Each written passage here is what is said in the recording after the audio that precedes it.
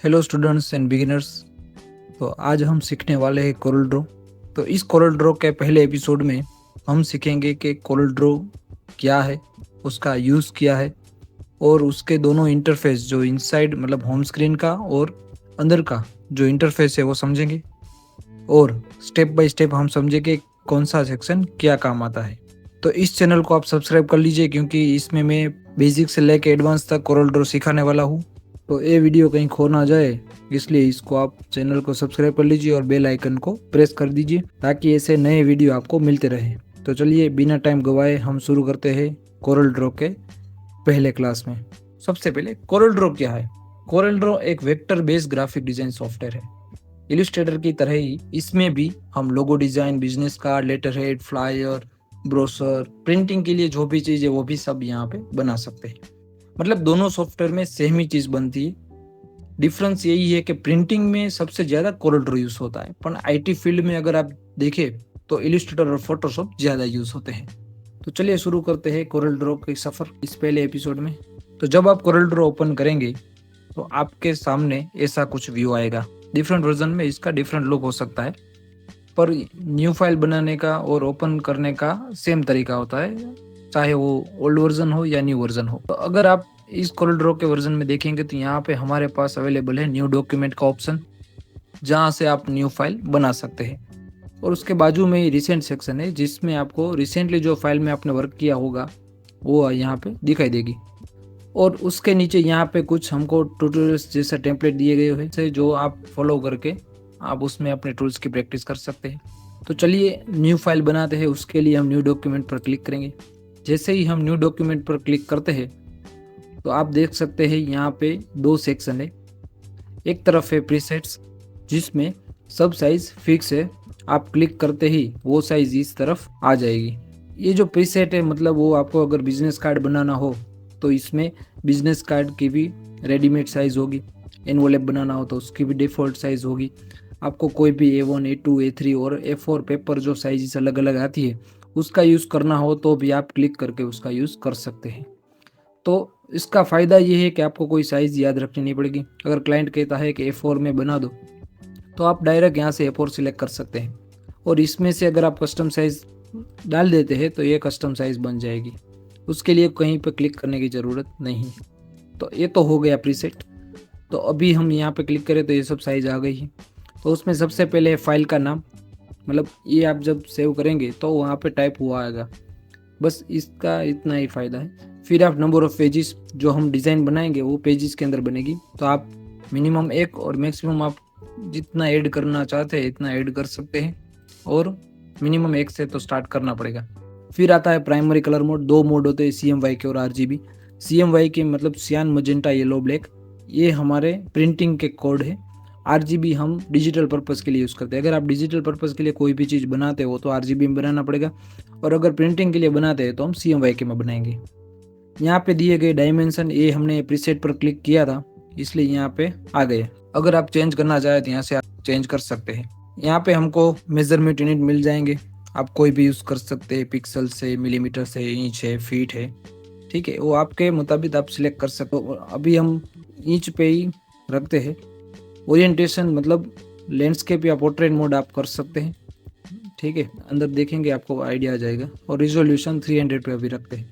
इतना सेट हो जाने के बाद हम ओके पर क्लिक करते ही हमारी पहली फाइल यहाँ पर बन जाएगी।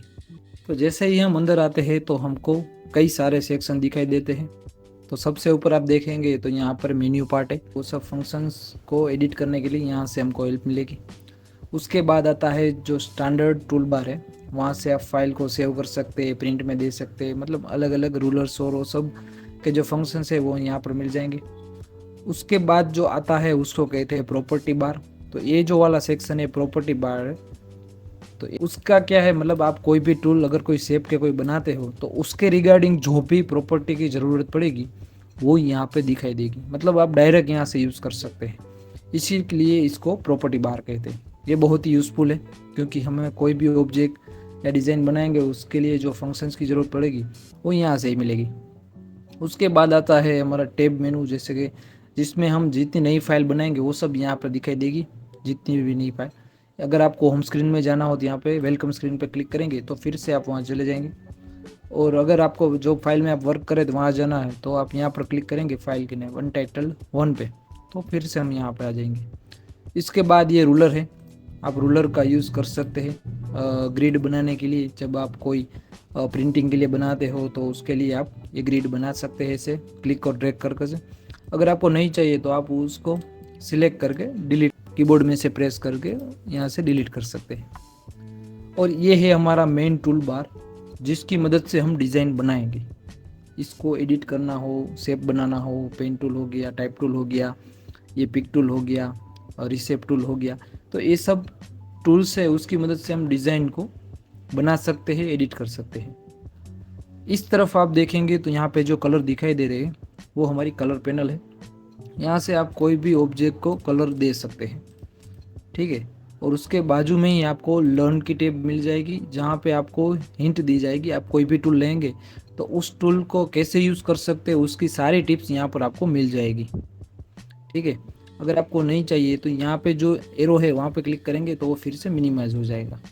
प्रॉपर्टी पैनल है, ऑब्जेक्ट्स पैनल है, तो ये सब पैनल क्या है, वो डिज़ाइन को एडिट करने के लिए काम आएगी, ठीक है। अगर नहीं चाहिए तो हम यहाँ से मिनिमाइज़ कर सकते हैं। अगर मान लो ये कलर पैनल आप बाहर निकाल लिए से यहाँ पे, तो आप उसको छोटी बड़ी कर सकते हैं, जैसे आपको इच्छा लगे कहीं पे भी रख सकते हैं। अगर फिर से आप अगर चाहिए ये बंद हो गई यहाँ से, तो आप कहाँ से ले सकते हैं, तो आप यहाँ पे विंडो देखेंगे तो विंडो पर क्लिक करके आप यहाँ पे कलर पैलेट्स में जाके हम डिफ़ॉल्ट पैलेट क्लिक करेंगे तो फिर से वो पैनल आ जाएगी।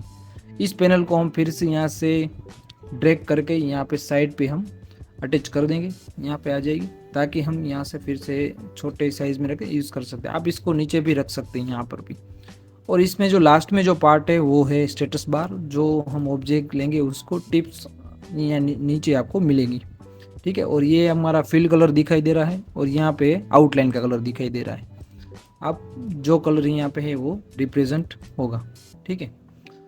और ये जो बीच में है वो हमारा डिज़ाइन एरिया है, मतलब वर्क एरिया भी कह सकते हैं। और ये जो वाइट पेज है, ठीक है, इसको हम पेज बोलेंगे। जो हमने साइज़ जो डाली थी, ठीक है, 8.5 इंच बाई 11 इंच की जो साइज़ थी वो ये पेज की साइज़ थी।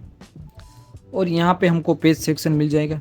अगर आपको मल्टीपल पेजेस ऐड करने हैं तो प्लस पे क्लिक करने पर आप नए नए पेजेस ऐड कर सकते हैं।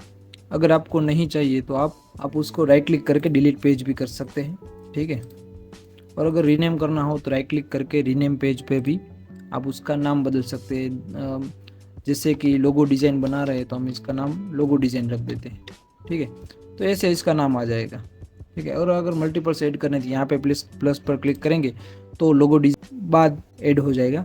और अगर ये फ्रंट वाला प्लस यूज़ करेंगे तो जो पेज सिलेक्ट है, मानो कि लोगो डिज़ाइन सिलेक्ट है और मैं यहाँ पे प्लस पर क्लिक करता हूँ जो स्टार्टिंग में दिया गया है, तो वो लोगो डिज़ाइन आगे की साइड पेज ऐड हो जाएगा, ठीक है। यहाँ से आप नेक्स्ट हो सकते हैं, अलग मूव हो सकते हैं नेक्स्ट पेज में, पर आप यहाँ पर क्लिक करके भी हो सकते हैं, इसलिए इसकी कोई नीड नहीं है। अगर आपको नहीं चाहिए तो फिर से राइट क्लिक करके डिलीट पेज आप कर सकते हैं, ठीक है। तो ये था अंदर का इंटरफेस।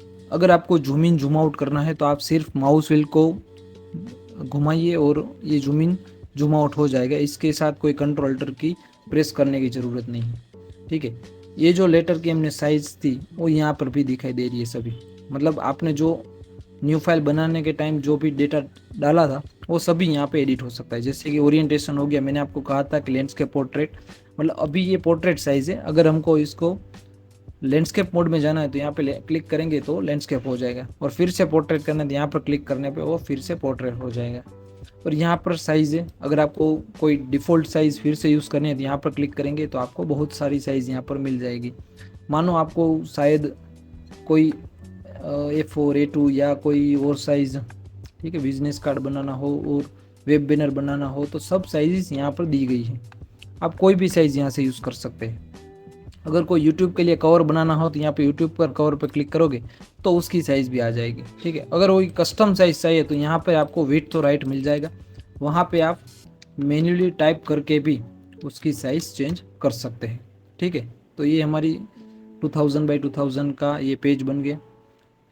फिर अगर हमको कोई मेजरमेंट यूनिट चेंज करना हो तो यहाँ पे यूनिट्स दिया गया है। अभी हम पिक्सल्स में है क्योंकि हमने यूट्यूब कवर को साइज सिलेक्ट किया था इसलिए। तो आप कोई भी साइज़ यहाँ से ले सकते हैं, मिलीमीटर से, इंच है, ठीक है, पिक्सल से, फीट है, या कोई भी साइज़ ले सकते हैं। तो ये हमारा हो गया अंदर का इंटरफेस। अगर आपको इस फाइल को सेव करना है तो आप फाइल में जाके सेव कर सकते हैं, या फिर कंट्रोल S करके भी सेव कर सकते हैं, और जो भी फोल्डर हो उसमें आप सेव कर सकते हैं। और उसका जो सेव का फॉर्मेट होगा वो .cdr होगा, मतलब वो कोरल ड्रॉ में ही ओपन होगा। तो कोरल ड्रॉ और इलिस्ट्रेटर में डिफरेंस क्या है? दोनों ग्राफिक के ही सॉफ्टवेयर है, मतलब दोनों सॉफ्टवेयर में सेम ही चीज़ बनती है। डिफरेंस यही है कि प्रिंटिंग में सबसे ज़्यादा कोरल ड्रॉ यूज़ होता है, पर IT फील्ड में अगर आप देखें तो इलिस्ट्रेटर और फोटोशॉप ज़्यादा यूज़ होते हैं। तो चलिए मिलते हैं नेक्स्ट एपिसोड में। नेक्स्ट क्लास में हम सीखेंगे पिक टूल और शेप टूल। ये दोनों बेसिक टूल है पर बहुत ही इंपॉर्टेंट टूल है। डिज़ाइन को एडिट करने में और सिलेक्ट करने में इसका मेन रोल होगा। तो मिलते हैं नेक्स्ट क्लास में, तब तक के लिए happy designing, and don't forget to subscribe my channel and press the bell icon to get latest update. Thank you.